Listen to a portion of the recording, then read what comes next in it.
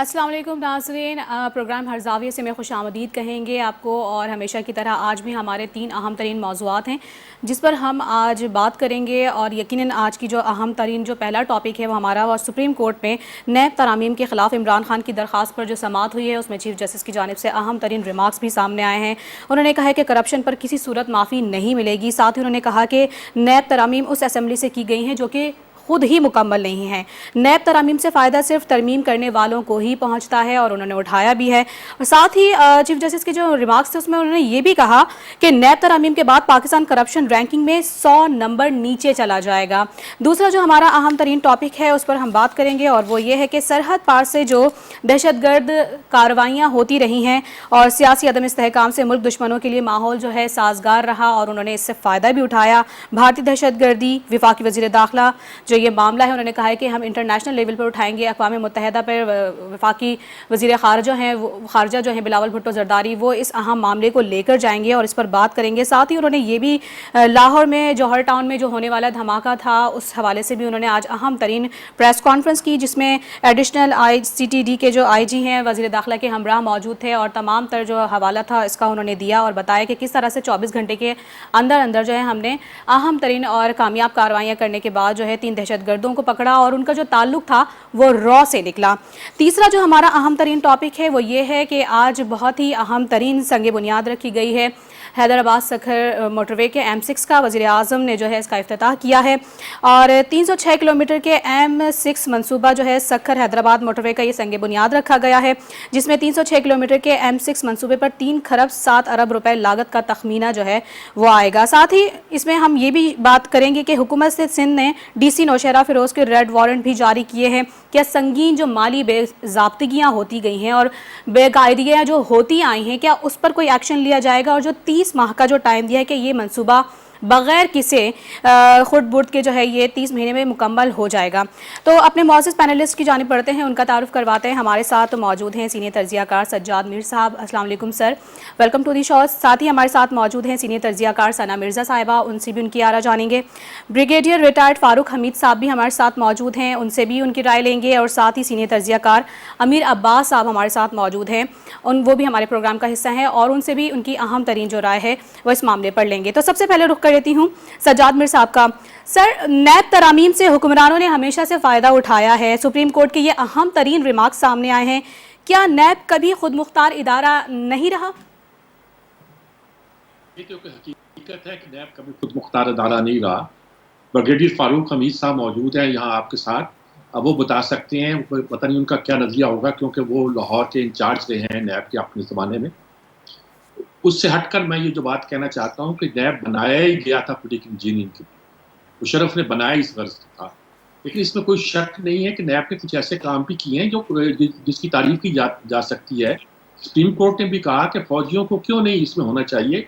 मंसूरुल हक जो थे हमारे नेवल चीफ, उसको नैब ने बुलाकर उनके खिलाफ कार्रवाई की थी, तो कार्रवाई सबके खिलाफ हो सकती है और की जानी चाहिए, किसी को एक्सेप्शन नहीं मिलना चाहिए। दुरुस्त बात है, अगरचे फौज का कहना है कि हमारा अपना निज़ाम मौजूद है, अगर हमारे निज़ाम को इस निज़ाम के तहत लाया गया कुछ खराबियाँ पैदा होंगी।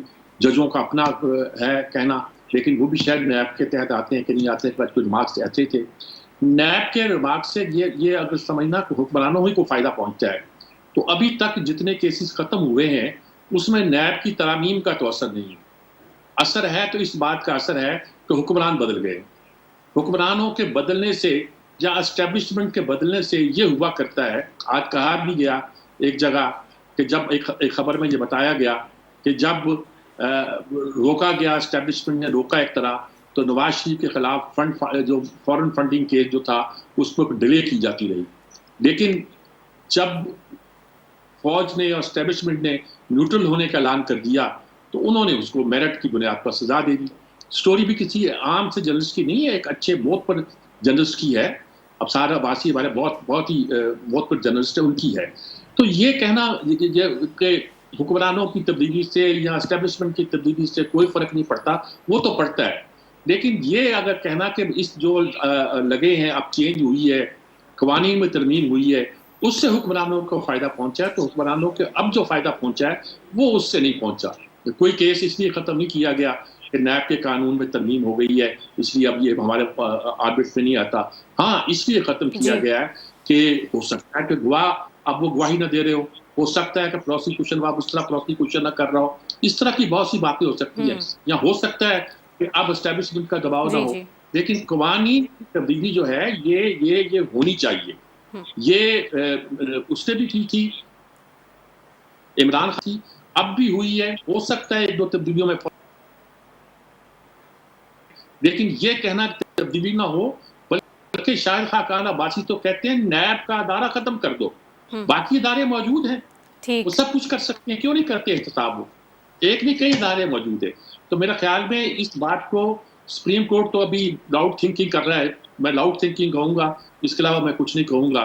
کچھ لوگ تو اس کو انٹرپریٹ اور طرح کرتے ہیں, لیکن توقع یہی رکھنی چاہیے کہ اس کے نتیجے کے طور پر اسمبلی کا قانون تو بدلنا سپریم کورٹ کا کام نہیں, اگر وہ اس میں پڑھنا چاہتی تو پڑھ جائیں, پھر دیکھیے تماشا کیا ہوتا ہے.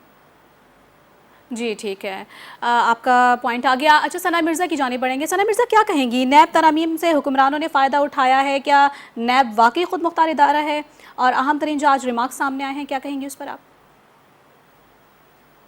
پہلے تو ثنا میر صاحب کے اس جملے سے میں بڑا محظوظ ہوئی ہوں کہ نیب نے کچھ ایسے کام بھی کیے ہیں جو دیکھنے سے تعلق رکھتے ہیں. تو میر صاحب آپ کو میں یہ کہنا چاہوں گی کہ جاوید اقبال صاحب نے انفرادی طور پر کچھ ایسے زبردست کام کیے ہیں جو کہ ویڈیو کی شکل میں محفوظ بھی ہو گئے ہیں اور دیکھنے سے تعلق رکھتے ہیں. تو اس لیے نیب کے اوپر بحیثیت انسٹیٹیوشن کیا کوئی بات کرے جبکہ اس کے چیئرمین کے اس قسم کے معاملات موجود ہوں. اب آتے ہیں آپ کے سوال کی طرف. دیکھیں بات یہ ہے کہ آرمی چیف کی تبدیلی سے پہلے تقریباً 1-1.5 ماہ پہلے یہ بات طے شدہ تھی, اور یہ سب لوگ جانتے تھے جو کہ صاحب حال ہیں کہ نیب قوانین میں تبدیلی, اس میں امینڈمنٹ, یہ اس وقت کی موجودہ حکومت کی ٹاپ پرائیورٹی تھی, اور آرمی چیف کی تبدیلی کے بعد سب سے پہلے یہی کام ہونا تھا, اور اسی لیے خان صاحب سپریم کورٹ میں گئے. اب آتے یہی کہ کیا واقعی عدلیہ اور ہمارے معزز چیف جسٹس صاحب جنہوں نے یہ ریمارکس دیے ہیں, اس میں کوئی دو رائے نہیں ہے, نوشتہ دیوار ہے کہ نیب کو بنایا ہی اسی لیے گیا تھا, مشرف صاحب کی پیداوار تھی. لیکن میرا سوال یہ ہے کہ یہ جو ڈیموکریٹک گورنمنٹس ہیں جو کلیم کرتی ہیں کہ ہم ڈیموکریسی کے علم بردار ہیں, 2008 میں پاکستان پیپلز پارٹی آئی, کیوں اس نے نیب کو ختم نہیں کیا, کیوں ایف آئی اے کو فعال نہیں کیا؟ 2013 میں مسلم لیگ نون آئی, اس وقت پاکستان پیپلز پارٹی یہ پیٹتی رہی کہ نیب کو ختم کیا جائے کیونکہ اس وقت ان کے کیسز کھلنے تھے. مسلم لیگ نون نے اس وقت بھی نیب کو ختم نہیں کیا بلکہ اس کو چلائے رکھا کیونکہ اس کو انڈر پریشر کرنا تھا اپوزیشن کی دیگر پارٹیز کو. اس کے بعد جب 2018 میں پاکستان تحریک انصاف آتی ہے تو پھر آپ اس سے کیسے ایکسپیکٹ کرتے ہیں کہ وہ نیب کو ختم کرتی؟ اب سوال یہ ہے, اور میں اس وقت کی اس تمام پی ڈی ایم میں موجود جماعتوں سے یہ سوال کرتی ہوں کہ وہ آیا نیب کو ختم کیوں نہیں کرنا چاہتے؟ اس وقت پارلیمنٹ میں جتنی بڑی جماعتیں موجود ہیں جو کہ پی ڈی ایم کا حصہ ہیں, ان میں سے مختلف لوگ ایسے ہیں جو کہ نیب کے زیر اثر اور زیر اتاب رہے ہیں, لیکن اس کے باوجود بھی وہ نیب کو ختم نہیں کرنا چاہتے کیونکہ وہ اسی نیب کو پاکستان تحریک انصاف کے خلاف بھی مستقبل میں استعمال کرنا چاہتے ہیں. اور وہ تمام کیسز جس سے وہ ماضی سے گزرے ہیں اور جن جن مسائل کا انہوں نے سامنا کیا ہے, وہ تمام کلوزز وہ اس میں سے امینڈ کرنا چاہتے ہیں. لیکن میرا سوال یہ ہے کہ آیا جو پہلے سے موجود احتساب کے ادارے ہیں جس میں ایف آئی اے سر فہرست ہے, وہ اس کو فعال کیوں نہیں کرتے؟ مطلب اس کا یہ ہے کہ اس حمام میں سب ننگے ہیں, کوئی بھی یہ نہیں چاہتا کہ احتساب کا عمل شفاف ہو. اس احتساب کے عمل کو صرف اپنی مرضی سے توڑ مڑوڑ کر استعمال کیا جاتا ہے, اور یہی چیف جسٹس آف پاکستان ہے جو یہ ریمارکس ضرور دے رہے ہیں, لیکن اپنے طور کے اوپر کورٹ اپنے یہ شاید ڈیسیجن نہیں دے سکتی ہے کہ اس ادارے کو ختم کر کے جو ہمارے گورنمنٹ لیول کے انسٹیٹیوشنز ہیں ان کو فعال کرنا چاہیے, اور جو آمرانہ دور کی پیداوار ادارے ہیں ان کو ختم ہونا چاہیے. ٹھیک ہے ثنا مرزا صاحب, آپ کا بھی پوائنٹ آ گیا. آگے بڑھتے ہیں, بریگیڈیئر ریٹائرڈ فاروق حمید صاحب بھی ہمارے ساتھ موجود ہیں. فاروق صاحب آپ کیا کہیں گے, تمام تر سینیریو آپ کے سامنے ہیں آج کی اہم سماعت کا. بسم اللہ الرحمن الرحیم, بہت شکریہ. دیکھیں جنرل مشرف نے جب 1999 میں ٹیک اوور کے بعد نیب بنایا تھا, اور یہ احتساب بیورو جو ہے اسی کی کنٹینیوشن تھی, لیکن اس کو تھوڑا قانون کو زیادہ سخت کر دیا گیا تھا. پہلے 3 سال اس میں کوئی شک نہیں ہے, ایک اچھا نیٹ اور کلین احتساب ہوا, لوگوں کو پکڑا گیا, لوگوں سے اربوں روپے بھی ریکور کیے گئے, جو لون ڈیفالٹر اور یہ تمام بڑے بڑے جو میگا کیسز میں جو لوگ انوالو تھے. لیکن اس پہ یہ بات صحیح ہے کہ جب وہ کیو لیگ بنی اور جنرل مشرف, اور پھر یہ جمہوریت کا دور شروع ہوا جنرل مشرف کے 2003 آنورڈ, تو پھر کمپرومائزز ہوئے. اور یہ بات بھی صحیح ہے کہ یہ کمپرومائزز چلتے گئے, اور جنرل مشرف کے دور میں کچھ کیسز تھے ہائی پروفائل کیسز, ان کو کلوز کیا گیا, کچھ کو سسپینڈ کر دیا گیا, جو کہ پہلے 3 سال میں بڑے محنت کے ساتھ کیسز تیار کیے گئے تھے. وہ یہ ہے کہ نیب میں تو آنیسٹلی میں سمجھتا ہوں کہ نیب کو بند کر دینا چاہیے. جب ایک دفعہ پہلے NRO 1 ہو گیا, جنرل مشرف نے کے دور میں سارے کیسز بنے, پاکستان کی جو لیڈ تھی جن کے کیسز تھے انہوں نے جو بھی اس کے ڈائنامکس تھی انٹرنیشنل اسٹیبلشمنٹ وہ پریشر ڈال کے لائر موومنٹ انہوں نے NRO لے لیا, اور اس کے بعد وہ سارے کیسز ختم ہو گئے, وہ تمام لوگ واپس آ گئے, اور واپس آئے. اس کے بعد پھر آپ نے دیکھا کہ ایک دور آیا خاص کر پچھلے 3-4 سال میں جبکہ واقعی نیب نے پھر ایک دفعہ کوشش کی کہ احتساب کا عمل جو ہے اس کو تیز کیا جائے, پھر کیسز بنے وغیرہ وغیرہ, جس میں زیادہ لوگ ہم دیکھ رہے ہیں مانتے ہیں کہ PMLN پیپلز پارٹی کے لوگ تھے. لیکن ابھی پھر جو قانون آیا ہے یہی لوگ گورنمنٹ میں آئے تو انہوں نے پھر آپ اس کو NRO جو بھی کہیں تو وہ تمام کیسز ختم ہو گئے.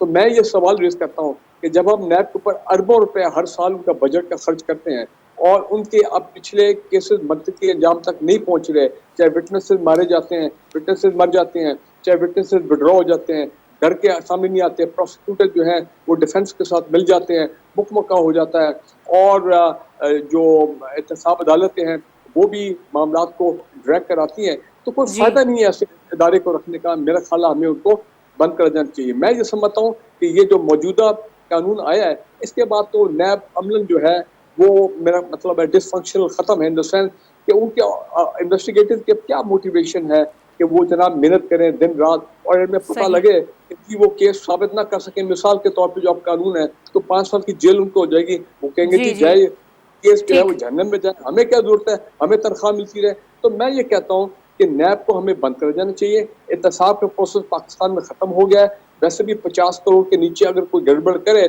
جو اینٹی کرپشن کے ادارے ہیں وہ تو ویسے ہی آپ کو پتہ ہے ان کی 1% سے زیادہ کبھی خبر بھی نہیں ہے کہ کوئی کنوکشن ہوئی ہو, وہ ویسے ہی ختم ہو گئے ہیں. FIA کا آپ نے دیکھ لیا, یہ 16 ارب کے کیس میں FIA کے انویسٹیگیٹرز اور وٹنسز کا کیا حال ہوا ہے. تو میں سمجھتا ہوں آنریبل چیف جسٹس صاحب کی بڑی مہربانی ہے کہ وہ کافی چند دنوں سے ہفتوں سے یہ کیس دیکھ رہے ہیں امینڈمنٹ والا, اور میں سمجھتا ہوں کہ اصولاً ہونا یہ چاہیے تھا کہ جیسی یہ ہیئرنگ شروع ہوئی تھی تو کم از کم سٹے یہ ملنا چاہیے تھا ان کے لائرز کو کہ جناب کیسز کو بھی روک دیں جب تک ہم فیصلہ نہ دیں. تو فیصلہ تو اب دیکھیں کئی ہفتے گزر گیا, اب دیر آئے پتہ نہیں کیا ہوتا ہے. وہ اربوں روپے, وہ 1100 ارب کا فگر کوٹ کیا جا رہا ہے کہ جی کیسز کی مالیت تھی, وہ پیسہ بھی ختم ہو گیا, سب کچھ ختم ہو گیا.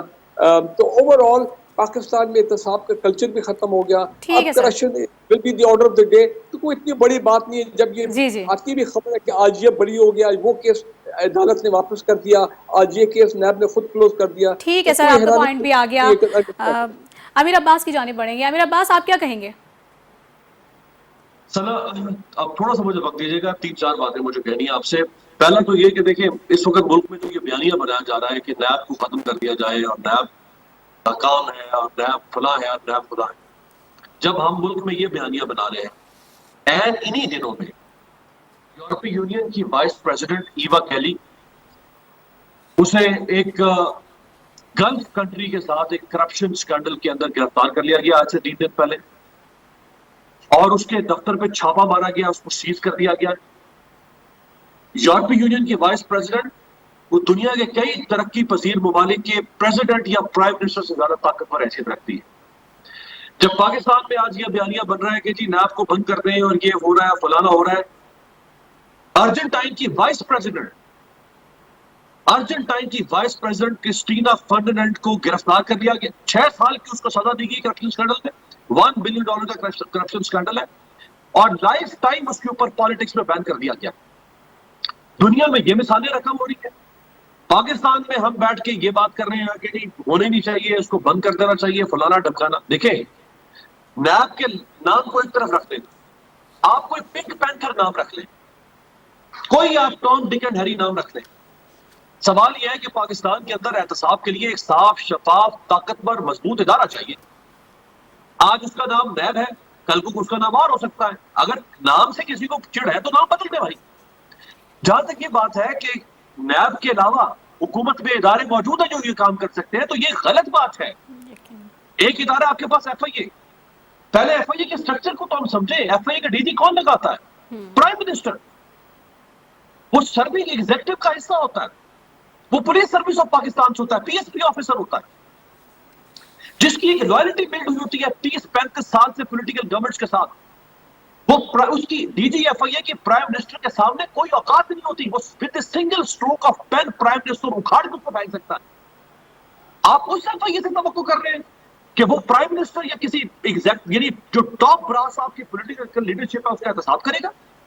دوسرا ادارہ ہے آپ کے پاس اینٹی کرپشن اسٹیبلشمنٹ ACE, جو DG اینٹی کرپشن ہے وہ چیف منسٹر کے ماتحت ہوتا ہے. Chief minister is the boss, immediate boss of DG anti corruption. وہ کون ہوتا ہے؟ وہ بھی یا DMG گروپ سے آتا ہے یا police service of Pakistan PSP officer ہوتا ہے. آپ اس سے ایکسپیکٹ کر رہے ہیں, یعنی آپ ایکسپیکٹ کر رہے ہیں کہ آج DG اینٹی کرپشن اپنے چیف منسٹر پرویز علیہ کو گرفتار کرے گا؟ جی یہ میرے منہ پہ اسٹوپڈ لکھا ہوا ہے, یہ کیسے ممکن ہے؟ آپ کو ایک ایسا ادارہ چاہیے جو اس کا نیب کا جو کانسیپٹ بنایا گیا تھا وہ علیحدہ بات ہے, جیسے میر صاحب نے باقی لوگوں نے کہا کہ اس کا غلط استعمال ہوا, اس میں کوئی دو رائے نہیں ہے, لیکن اگر اس کا غلط استعمال ہوا تو اس کا مطلب یہ ہے جی جی کہ پھر آپ ادارے کو گم کر دیں یا آپ احتساب کا نام و نشان اس ملک سے مٹا دیں یا اس میں شفافیت نہ لے کر آئیں. ایک لاسٹ کمنٹ سنا, یہ جو سوال ہے نا کہ جی یہ کیا ہمیشہ سے ایسا تھا, نہیں. جنرل امجد جو اس کے بانی جنرل تھے جو مشرف صاحب نے لگایا, ان کے دور میں بڑی عام گرفتاریاں ہوئی. آفتاب شیرپا کو گرفتار کیا گیا, کمپرومائز کر لیا گیا, ڈیل ہو گئی. آج جو گورنر آپ کے خیبر پختونخوا ہے غلام علی صاحب جو مولانا صاحب کے سمتی ہے, ان کو گرفتار کیا گیا. مولانا صاحب نے ڈیل کی پرویز مشرف کو بھرتی میں انڈورس کرنے کے لیے چھوڑا گیا پھر غلام علی کو. اب کس کس کا منہ کھلوائیں گے آپ ہمارا؟ لاہور کا آپ کا ایک بڑا معروف ہوٹل ہے, اس کے مالک کو گرفتار کیا گیا کہ کس طرح سے اس نے, لیکن سب کو چھڑوا دیا گیا کیونکہ پرویز مشرف اپنے اقتدار کو بچانے کے لیے وہ پورے ملک کو روندنا چاہتا تھا. اس نے کمپرومائز کر دیا احتساب کے اوپر. اس کا مطلب یہ نہیں ہے کہ اس پہ کرپشن نہیں ہوئی, یہ ادارے نہیں چاہیے. اگر ایک یا دو یا چار بدبخت حکمران آئے ان کو کوسے, نیب کو نہ کوسے خدا را.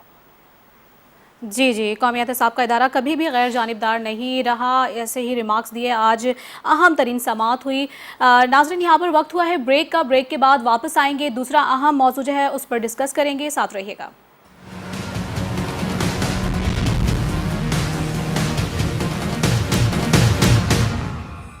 ویلکم بیک ناظرین, پروگرام کے سلسلے کو آگے بڑھائیں گے. دوسرا اہم ترین ہمارا جو ٹاپک ہے اس پر بات کریں گے. جیسا کہ آج اہم ترین پریس کانفرنس بھی کی ہے وزیر داخلہ رانا ثناء اللہ نے, ایڈیشنل IG CTD کے ہمراہ اور جوہر ٹاؤن دھماکے کا جو ہے وہ حوالہ بھی دیا. ساتھ ہی کلبھوشن کا بھی ذکر آیا کہ پاکستان میں کوئی بھی کسی بھی قسم کی اس طرح کی دہشت گردانہ کارروائیاں ہوتی تو اس میں براہ راست ملوث را ہی نکلی ہے, اور ہمیشہ سے اس کے کلبھوشن کی صورت میں ہمارے پاس ایک واضح ثبوت بھی ہیں جو کہ انٹرنیشنل لیول پہ بھی پہنچ چکے ہیں.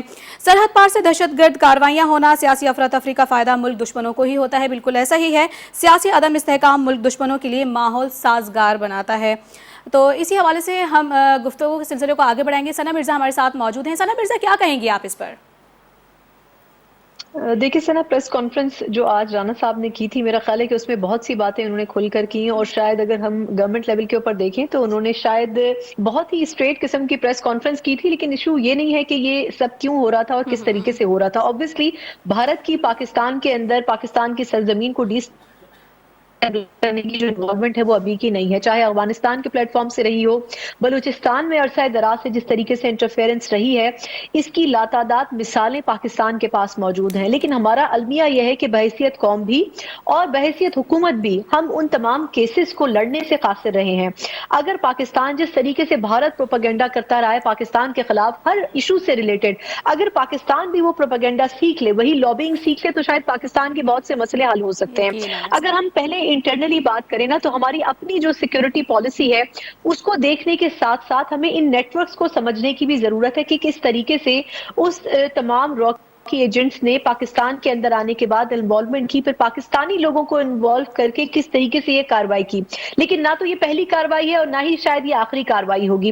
میرا سوال صرف یہ ہے کہ ہمارے جو سیکیورٹی کے ادارے ہیں وہ ان تمام نیٹ ورکس کو سمجھنے, توڑنے کا کلیم کرنے کے باوجود بھی آخر کیا وجہ ہے کہ ان کو ختم کرنے میں کامیاب نہیں ہو پاتے. یہی سوال ان را کے ایجنٹ سے ہٹ کے اگر میں طالبان کی طرف بھی لے کے جاؤں تو یہی مسئلہ وہاں پر بھی ہے.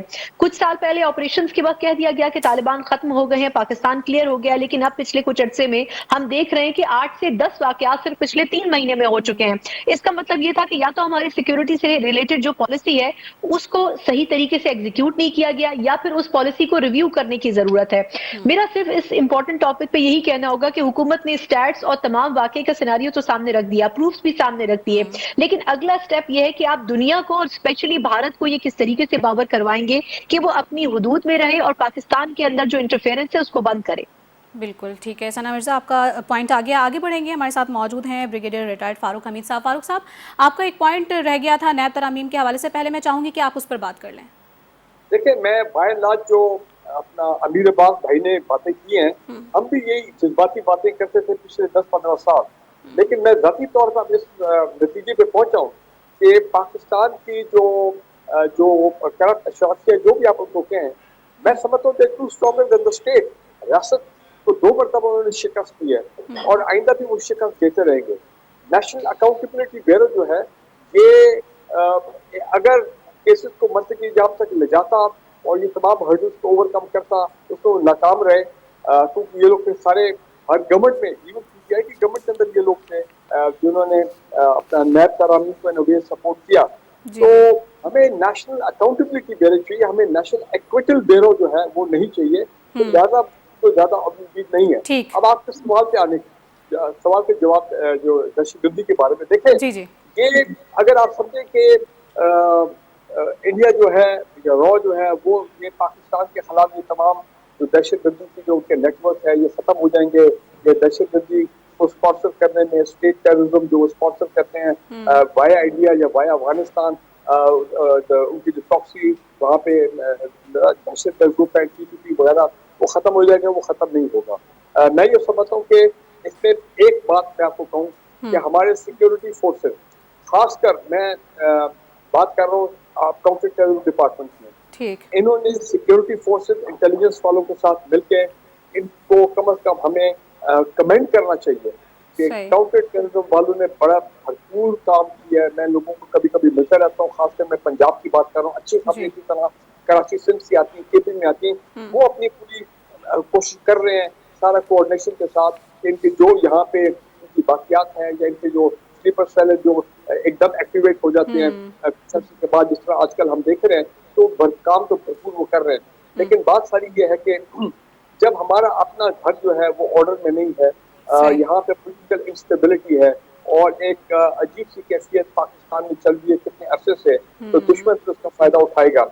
और यही वजह है कि हम पाक अफगान पॉलिसी में हमारी कमजोरी आई है, ठहराव आया है, इन द सेंस के वो जो एंगेजमेंट होती थी एट द हाईएस्ट लेवल, वो हमें एंगेजमेंट नजर नहीं आई। बेशक हिना रब्बानी खान साहब एक बड़ी अपना कॉम्पिटेंट खातून है, वो गई भी थी, लेकिन मेरा ख्याल है वो भी एक गलत शॉट था हमारी की तरफ से। तो लिहाजा उसका दुश्मन ने फायदा उठाया है और वो मजीद फायदा उठाता रहेगा जब तक हमारे यहाँ ये मुल्क में इंटरनल के इंस्टेबिलिटी और ये तमाम चीजें रहेंगी, तो दुश्मन तो वारदात जो है वो करता रहेगा, उसका तो काम ही यही है, वो तो हमें डिस्टेबलाइज करेगा। होना अब ये चाहिए कि किसी तरह हमारी पॉलिटिकल लीडरशिप ये तमाम भाई ये मामला तब खत्म होने चाहिए, तो स्टेबिलिटी लेके आए, तो लोग को सुकून हो। हमारे पुलिस और बाकी इदारे जो है वो उनका फोकस जो है वो इंटरनल पे नहीं होना चाहिए। जो कुछ हमने देखा ये इमरान खान साहब को भी समझना चाहिए कि मुल्क का बड़ा नुकसान हो रहा है। 25 मई को देखा ना, हमारे पुलिस और ये लोग जो है सारे इस्लामाबाद, ये हजारों की तादाद में हमारे रेंजर सिक्योरिटी के इदारे वहाँ डिप्लॉयड थे। तो आप बताएं कि दहशतगर्द जो है फिर फायदा तो उठाएगा।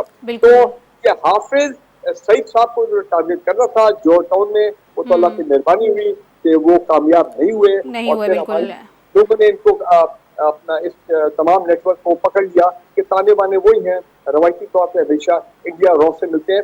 कुलभूषण यादव, मैं समझता हूँ उसके नेटवर्क को तोड़ा गया, एक बहुत बड़ी रियासत पाकिस्तान तमाम कामयाबी थी। और आज भी कुलभूषण यादव हमारे पास एक लाइव एग्जांपल, एक ट्रॉफी है जो पूरी दुनिया को दिखाते हैं कि ये देखिए, मुंह बोलता है सबूत है कुलभूषण यादव के रॉ के मुलविस होने का। बिल्कुल, थैंक यू सर। अमीर अब्बास, क्या कहेंगे आप?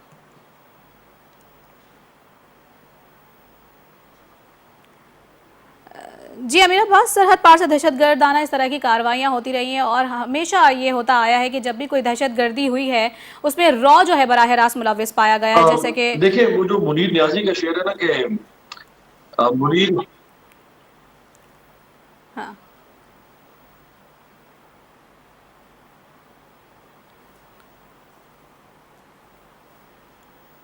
جی ہاں، دیکھیے سنا، را کے بارے میں، را کی انوالومنٹ کے بارے میں کئی دفعہ ہماری فوج کی جانب سے، انٹیلیجنس ایجنسی کی جانب سے باقاعدہ طور پر ڈوزیئرز تیار کیے گئے. یقیناً. مجھے یاد ہے وہ پریس کانفرنس جو D G I S P R اور شاہ محمود قریشی صاحب نے مل کر کی، جس میں ایک ڈوزیئر تیار کر کے یونائیٹڈ نیشنز کو بھجوایا اور کہا کہ اس سے دنیا کے تمام ممالک میں سفارتخانی کے ذریعے سے دنیا کو بتایا جائے گا کہ بھارت کیسے پاکستان کے اندر در اندازی کرتا ہے، یا اب بلوچستان سے یا افغانستان کے ساتھ بارڈر کے ملک علاقے ان میں کس طرح دہشت گردوں کو مدد فراہم کرتا ہے، مالی طور پر، اسلحے کی بنیاد پر، اسٹریٹجی کی بنیاد پر، یا کسی اور طرح سے تربیت کی بنیاد پر ایسے دہشت گرد بھی سامنے آئے کہ جن کو تربیت بھارت سے حاصل ہوئی. لیکن میں سمجھتا ہوں کہ یہ صرف اتنا کر دینے سے شاید یہ مسئلہ حل نہیں ہوگا. ہمیں اپنی پالیسیز کو بھی دیکھنا پڑے گا، پاکستان کو اپنے داخلی معاملات کو دیکھنا پڑے گا. جی. صرف بھارت کو پوچھنے سے، بھارت کو برا کہنے سے یہ دہشت گردی بگڑی. بھارت تو بالکل ہمارا دوست ہے. کون سمجھ رہا تھا کہ بھارت ہمارا دوست ہے، وہ ہمارا خیر خواہ ہوگا پاکستان کی ترقی کے لیے کوئی منصوبے بالکل. بنائے گا؟ 5 سالہ منصوبے بنائے گا پاکستان. اس نے پاکستان کے لیے بڑے منصوبے تیار کرتے ہیں. بے شک. ہمارے یہاں داخلی طور پہ کہاں کہاں مسائل ہیں. یہ جو طالبان کے ساتھ مذاکرات شروع کیے تھے وہ بھارت کا تھا. یہ جو خونی درندوں کو، دہشت گردوں کو چھوڑنے کی بات کی تھی، وہ بھارت نے کہا تھا ان کو چھوڑ دیا جائے، صحیح. یا ہم نے کہا تھا کہ ہاں ہم ان سے ڈیل کرتے ہیں، مذاکرات کرتے ہیں، ان کو چھوڑتے ہیں؟ انہوں نے کیا جواب دیا الٹا؟ آپ کو جواب دیا ہم نے آپ کی گردن پر ناخن رکھ دیا اور کہا کہ ہم سیز فائر یکطرفہ طور پر ختم کر رہے ہیں. سو میں سمجھتا ہوں ہمارے اندرونی بھی معاملات خراب ہے، ہمیں ان کی طرف بھی توجہ دینا پڑے گی. صرف بالکل. بھارت کو صبح شام ملامت کرنے سے ہم اپنی تسکین کر سکتے ہیں اپنی ادا کی ایک حد تک، لیکن اگر اس میں عمل چاہتے ہیں تو وہ عمل بھارت کو برا بھلا کہنے سے نہیں آ سکتا. جی جی ٹھیک ہے ٹھیک ہے. سجاد میر صاحب کیا کہیں گے؟ اس پہ کوئی شک نہیں ہے کہ پاکستان میں جو دہشت گردی ہو رہی ہے وہ ساری کوئی ہماری انٹرنل معاملہ نہیں ہے، بلکہ اس میں ہمارا دشمن جو ہے وہ بنیادی کردار ادا کرتا ہے. اور اس میں بھی کوئی شک نہیں ہے کہ اس دشمن کی پشت پر انڈیا ہوتا ہے، چاہے وہ افغانستان کے ذریعے آپریٹ کرے، چاہے ایران کے ذریعے پاکستان میں آئے، چاہے سمندروں کے راستوں سے آئے. یہی ہوتا ہے، یا ہماری سرحد پار کر کے ہمارے ملک میں داخل ہو. اس میں کوئی شک نہیں ہے کہ وہ ایک طاقتور ایجنسی ہے، وہ بنائی اس لیے گئی ہے کہ پاکستان کے خلاف وہ اپنی کارروائی کرتی رہے. لیکن شاید ٹھیک بات ہے کہ ہمارا بھی کوئی قصور ہے. یہی نہیں یہ سیاسی معاملہ جو آج کل ہم کہہ رہے ہیں کہ سیاسی عدم استحکام ہے، بلکہ اور پر بہت کچھ ہے. مثلاً طالبان کے معاملے میں جو ہم نے حکمت عملی اختیار کی، اس کے نتیجے کے طور پر پاکستان کے اندر انہی لوگوں میں سے جو پاکستانی ہیں ایک گروپ پیدا ہوا جو ان کے بہاف پر ہمارے خلاف لڑتا تھا، اور اس کی فنڈنگ جو ہے وہ بھارت سے ہوتی تھی، راہ سے ہوتی تھی. اس طرح کراچی میں ہم نے کوشش کی کہ کچھ نیشنلسٹ ایلیمنٹس کو کاؤنٹر کرنے کے لیے، جہاں کچھ کراچی کے محب وطن عناصر کو بھی جواب دینے کے لیے ایک ادارہ، ایک پارٹی بنائی جائے. اس پارٹی نے جب ڈبل کراس کیا ہوگا تو انڈیا کے ساتھ مل کر کیا ہوگا، کیا ہے، اس کے ثبوت ملے تھے. تو ہوتا یہ ہے کہ ڈبل کراس کبھی برداشت نہیں ہوتا کسی اسٹیبلشمنٹ سے، کسی فوج سے. تو ہم ان کے پھر خلاف ہوئے. ہم کئی بار ایسی باتیں ہیں کہ اپنی ہی حکمت عملی کا خود اسیر ہو جاتے ہیں اور پھر پھنس جاتے ہیں، پتہ نہیں چلتا. لیکن اس بات میں کوئی شک نہیں ہے، پہلے ہم پہ الزام رکھتے تھے، یہاں پر سیٹ والے الزام لگا کہ ہم نے بمبے میں کیا ہے، اس سے پہلے پارلیمنٹ کا الزام لگا. لیکن انڈیا اپنی عدالتوں میں انصاف کے اصولوں کے مطابق ان کیسوں کو ثابت نہیں کر سکا. بنگلہ دیش کے حوالے سے بہت الزام رکھتے تھے، لیکن پھر بنگلہ دیش کی ایسی صورتحال پیدا ہوئی کہ ہم نے یہ سمجھنا شروع کر دیا کہ بنگلہ دیش میں جو کچھ ہو رہا ہے وہ ان کا انٹرنل معاملہ ہے. ان لوگوں کو پھانسی دے دی گئی جنہوں نے پاکستانی فوج کا ساتھ دیا تھا، اور اس وقت پاکستانی فوج پاکستان کی سرزمین پر تھی، مشرقی پاکستان اس کو پاکستان کی سرزمین تھی. ان کا ساتھ ہمارے وزیر خارجہ نے کہہ دیا، اور بڑے ڈٹائی کے ساتھ میں کہوں گا، کہا کہ بزرگ آدمی ہے، لیکن کہہ دیا کہ یہ ان کا انٹرنل معاملہ ہے. بہت سی باتیں ہیں جو ہماری بھی شاید عملی پوری نہیں اترتی ہے تو کس حد تک اترتی ہیں. یہ بات تو مسلم حقیقت کہ جو دہشت گردی ہوتی ہے اس کے پیچھے یقینی طور پر ایک بیسک فیکٹر جو ہے وہ راہ ہوا کرتا ہے. اب ہمیں دیکھنا ہے اس کا جواب کیسے دینا ہے. اصل مسئلہ یہ ہے. अब क्या हम इसका जवाब खामोशी से देंगे या कुछ करना पड़ेगा हमें? बिल्कुल, अब देखना है कि हमें जवाब किस तरह से देना है और यकीनन एक स्ट्रॉन्ग स्ट्रेटजी अपनाने की ज़रूरत है। नाज़रीन, यहाँ वक्त हुआ है ब्रेक का। ब्रेक के बाद वापस आएंगे, अपने तीसरे और आखिरी अहम मौजू पर गुफ्तगू करेंगे। साथ रहिएगा।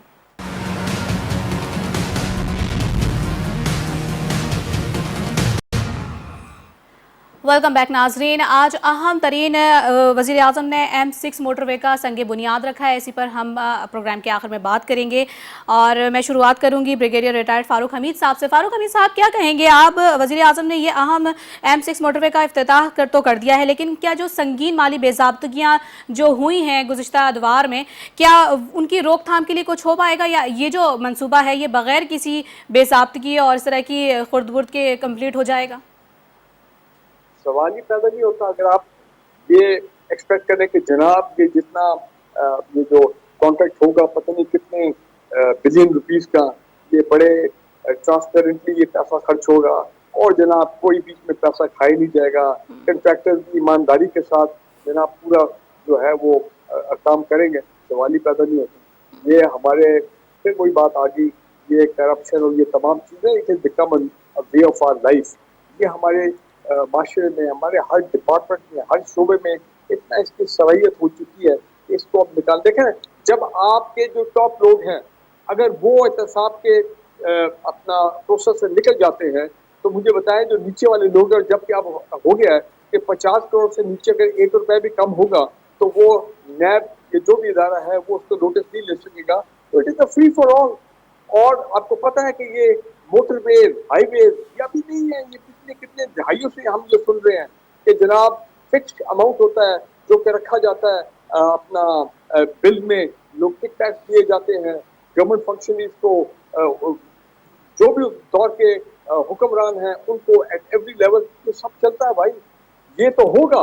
और अभी पीछे देखें क्या हुआ, एक डिप्टी कमिश्नर साहब हैं, उनको पकड़ा भी गया। उससे मैं तो हैरान हूँ कि सिंध में ये कैसे कार्रवाई होगी। मैं तो I still don't believe, लेकिन भारत ये हुआ है कि 2 अरब उनको मिले तो वो कुछ लोग तो भागे मुल्क छोड़ के, और बाकी इनकी निशानदेही पे को 50 करोड़ रुपए जो है वो कैश में रिकवर किया गया है। सो इसी तरह अगर आपको याद है बलूचिस्तान के एक फाइनेंस सेक्रेटरी थे आज से 4 साल पहले, उनके घर से 75 करोड़ रुपए निकला था। वो यही पब्लिक मनी था जी। जो कॉन्ट्रैक्ट अवार्ड होते हैं, जो डेवलपमेंट प्रोजेक्ट होते हैं, चाहे प्रोविंशियल के हो चाहे फेडरल लेवल के हो, उसमें पैसे जो है वो तो खाए जाते हैं, स्किम किए जाते हैं।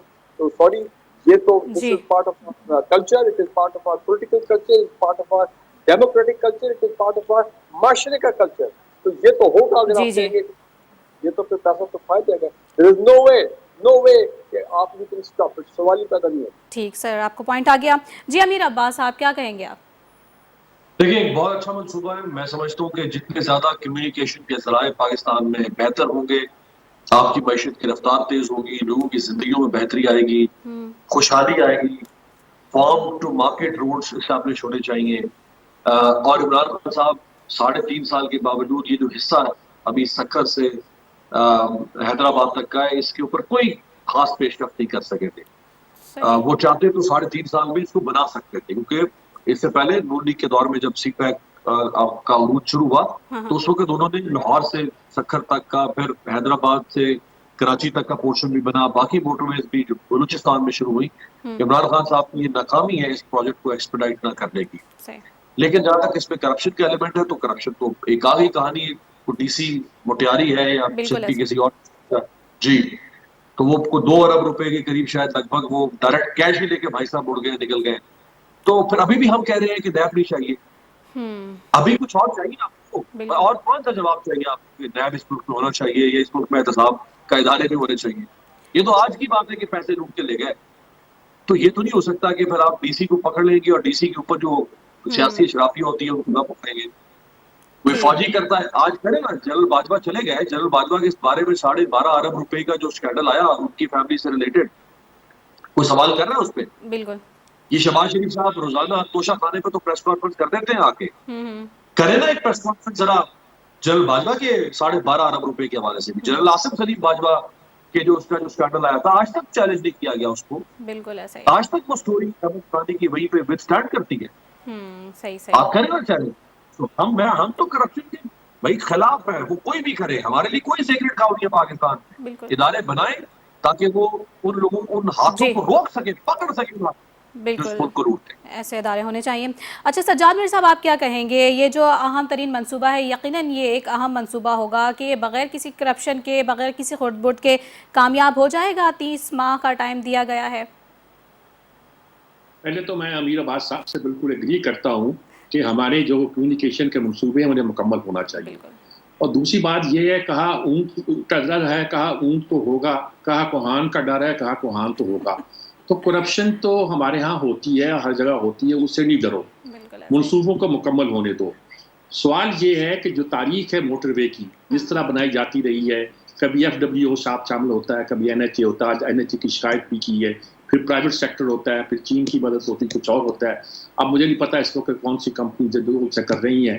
ان کا ریکارڈ ماضی کا یہ ہے کہ پشاور سے لے کر سکھر تک جو منصوبے بنے، اور چاہے وہ فیصل آباد سے ہو کے جاتے ہوں، چاہے لاہور سے سیدھے ملتان کی طرف ساہیوال سے طرف سے ہوتے ہوئے جاتے ہوں، وہ منصوبے اپنے معیار کی لحاظ سے ہمارے دوسرے منصوبوں سے بہت بہتر ہیں. اور شہباز شریف کا ریکارڈ بھی یہی ہے کہ جو منصوبے اس نے پنجاب میں بنائے وہ بہتر تھے.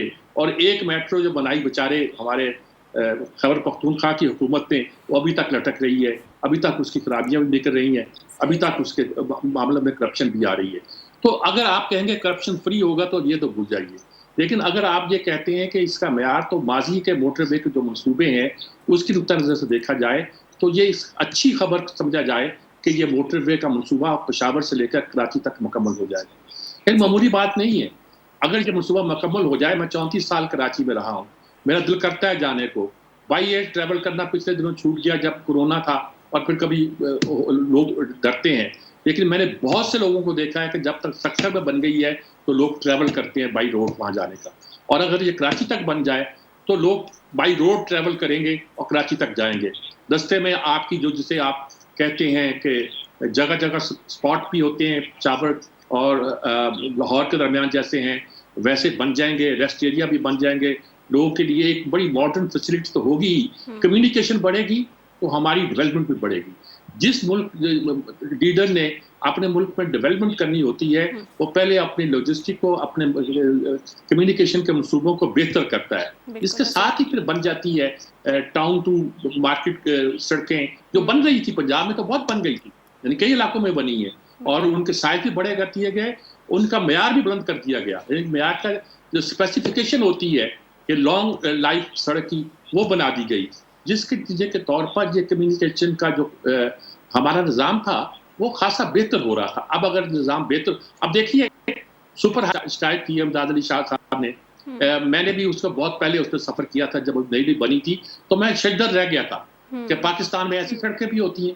اتنی خوبصورتی کے ساتھ گاڑی اس پر چلتی تھی. اب جب اس کا دوسرا حصہ پاکستانیوں نے، وہاں کے لوگوں نے بنایا، ستیہ ناش کر دیا. یعنی ون وے تھی، جب 2 وے ہوئی ستیہ ناش کر دیا. اب جب اس کو اور ایکسپینڈ کیا اور خراب کر دیا. اب ڈیمانڈ کی جا رہی ہے کہ موٹر وے کے معیار پر اسے دوبارہ بنایا جائے. تو میرے خیال میں وہ بھی بننی چاہیے. کراچی سے پشاور تک ہم آسانی کے ساتھ، خوبصورتی کے ساتھ، اطمینان کے ساتھ سفر کرنے کی پوزیشن میں آ جائیں تو یہ اچھا ہوگا. بالکل اچھا ہوگا. آپ کا پوائنٹ آئے گا. ثنا مرزا کیا کہیں گی آپ؟ سنا میں مختصر ہی رکھوں گی. مجھے پتا ہے آپ کے پاس بھی ٹائم کی قلت ہے، لیکن آپ کے سوال کے 2 حصے ہیں اور میں کوئکلی چاہوں گی کہ میں ان کے اوپر جواب دے دوں. دیکھیں، بڑے منصوبے ہونے چاہیے، یہ ریسورسفل ہونا چاہیے، عوام کے لیے سہولیات ہونے چاہیے، لیکن پہلے ہمیں یہ بھی دیکھ لینا چاہیے کہ ہماری جیب میں پیسے کتنے ہیں. میں اس منصوبے کی بات نہیں کر رہی، یہ 3 کھرب سے اوپر کا منصوبہ ہے، لیکن کچھ ایسے منصوبے بھی ہیں جو کہ سفید ہاتھی ثابت ہوئے ہیں. اگر میں اورنج لائن میٹرو کی بات کروں تو ہم سب جانتے ہیں کہ اس منصوبے سے آج تک حکومت پنجاب کو کوئی آمدنی نہیں مل سکی ہے، بلکہ وہ اپنی جیب سے اس میں ہر ماہ پیسے ڈال رہی ہے. اگر میں پشاور میٹرو کی بات کروں تو جہاں وہ چیز 10 روپے میں بننی تھی وہاں وہ ہم نے 25 روپے میں بنائی، لیکن اس کے باوجود بھی اس کو ہم کامیاب نہیں کر سکے. اسی طرح پاکستان کے کئی ایسے منصوبے ہیں جو کہ اپنے کھاتے میں ڈالنے کے لیے حکومتیں بناتی ضرور ہیں، لیکن ان سے فائدے کے بجائے اس پہ تختی اور سنگ بنیاد کا جو کریڈٹ ہے وہ لینا ان حکومتوں کی ترجیح ہوتی ہے. اب میں اس منصوبے پر آتی ہوں. یہ بہت اچھا منصوبہ ہے جو کہ شاید آج سے 25-30 سال پہلے کرنا چاہیے تھا، لیکن ہمیشہ کی طرح ہماری حکومتوں کی ترجیح نہیں رہی اور ہم نے یہ بہت لیٹ क्रिएट किया। भारत हमसे पहले अपने पूरे मुल्क को रोड्स के नेटवर्क से जोड़ चुका है। चीन उससे और 10-20 साल पहले ये काम कर चुका है, लेकिन हम अब ये काम कर रहे हैं और अब हम मोटरवेज बना रहे हैं। मेरा सवाल ये है कि जिस मुल्क में पंजाब पुलिस करप्शन में सरे फहरिस्त आती है, जिस मुल्क में नेप तो छोड़े जो बाकी सारे इदारे हैं वहां पर मौजूद महकमाती सिस्टम के अंदर अगर आप चले जाएं तो हर इदारे, हर जो कुर्सी पर बैठा हुआ हर सरकारी अफसर है वो रिश्वत लिए बगैर आपकी फाइल आगे फॉरवर्ड नहीं करता।